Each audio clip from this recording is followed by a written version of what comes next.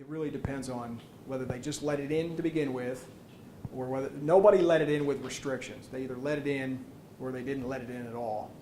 And then the rest of the countries are kind of like us. We let it in, no restrictions, see some problems. How are we going to manage that in the future?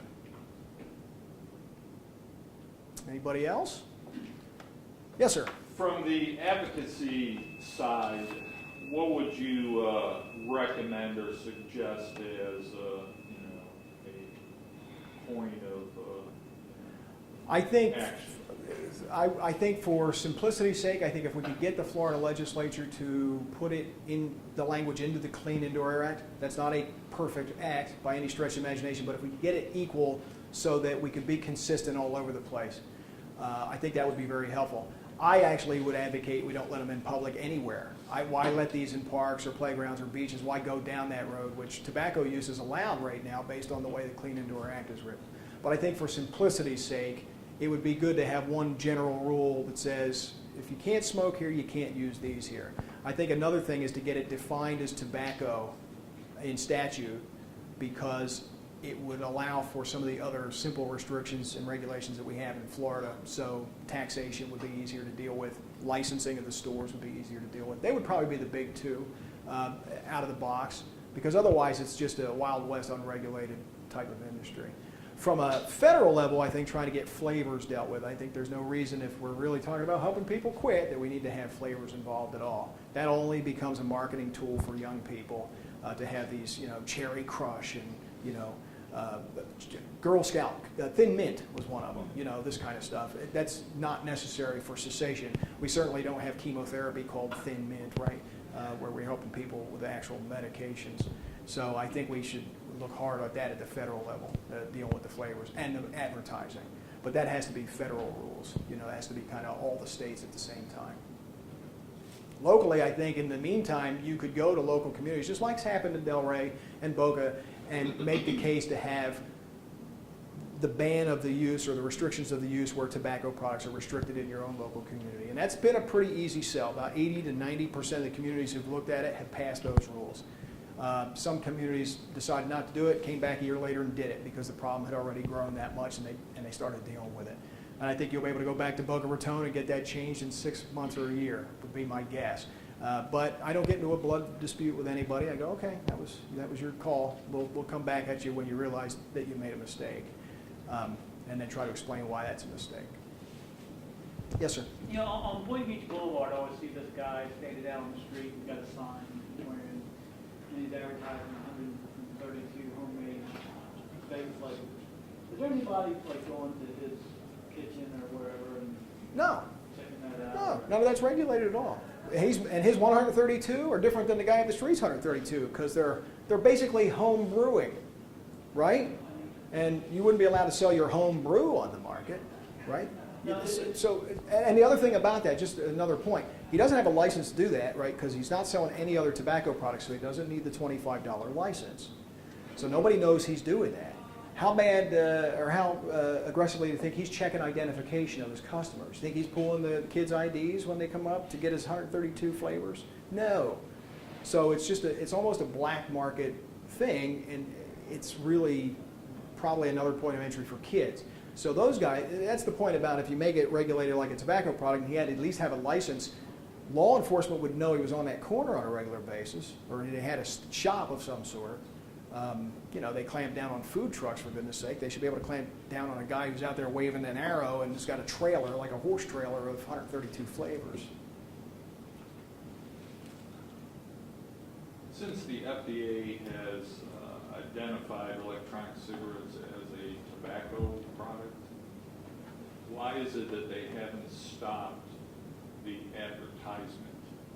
Well, the way the FDA rule was written, this is the 2009 law, it gave the FDA very specific instructions on how to handle cigarettes. And then it granted the FDA the right to regulate other tobacco products and deem things as tobacco. So it anticipated new and emerging products, right? The FDA could deem that electronic cigarettes are a tobacco product and then do a series of regulations. Here's the problem. The wheels of progress move slow at the federal government.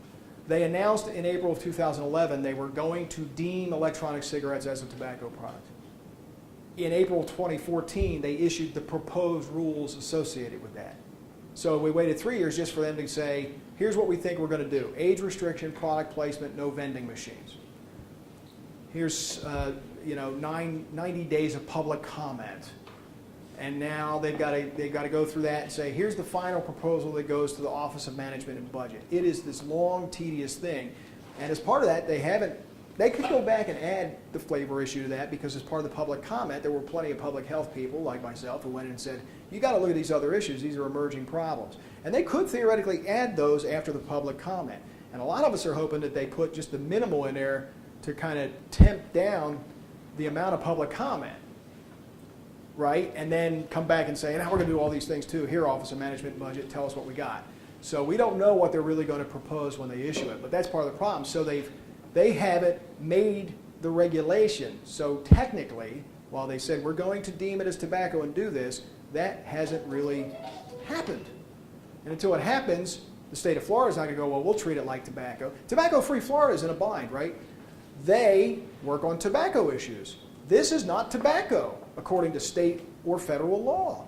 So the groups that work through Tobacco-Free Florida can't technically work on it because it's not really Tobacco-Free Florida's mandate. It's silly, because while that's going on, you can see how the rates of pediatric use are jumping. And so we have to get our heads around this and be a little more aggressive about it. But that's why it's just this long, tedious, delayed process that's really taken way too long. Yes, ma'am. Hi, Dr. Hummel, it's Natalie from ACS Canada. Hi, I just wanted to address your advocacy issue, which I know he talked about, with that regulation that came out last year with the underage restrictions. They added, the tobacco companies are very aware of everything that's going on. They have a lot more lobbyists than any other organization, including mine, American Cancer Society. And so what they did last year to sort of try, and they're going to try it again probably this year with anything, was to strip local government from actually regulating it.